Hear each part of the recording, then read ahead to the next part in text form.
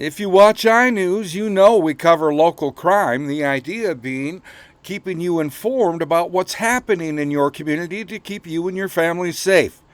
Now, over in Mille Lacs County, they're trying a new and interesting idea.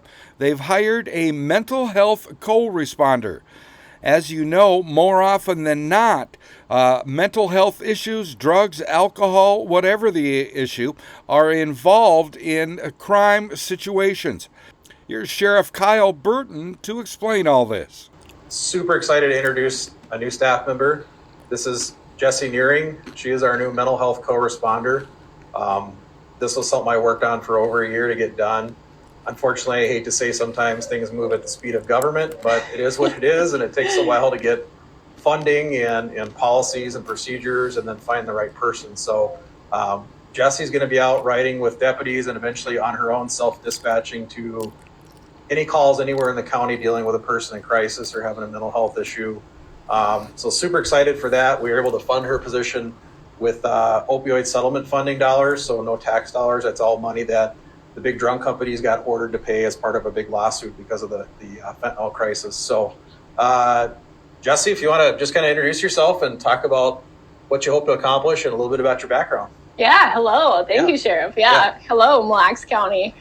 So our goal here is to improve community mental health by responding in time to crisis situations. We can do various things like de-escalation, provide resources, safety assessments. We're really just trying to figure out what the community needs at this point, and how I can help as a co-responder. Mm-hmm. I have been around Mille Lacs County a little bit. I did death investigations with the medical examiner's office, as well as drug treatment court. So Mille Lacs County has a specialty court, and I had the pleasure of being involved in that.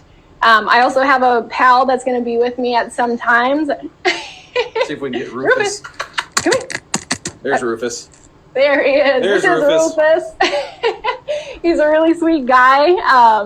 And I'm hoping to come around and meet different agencies and departments, so schools, hospitals, anything that we could potentially be involved in. The sheriff and his deputies have worked hard to get me here, and I look forward to working with them all.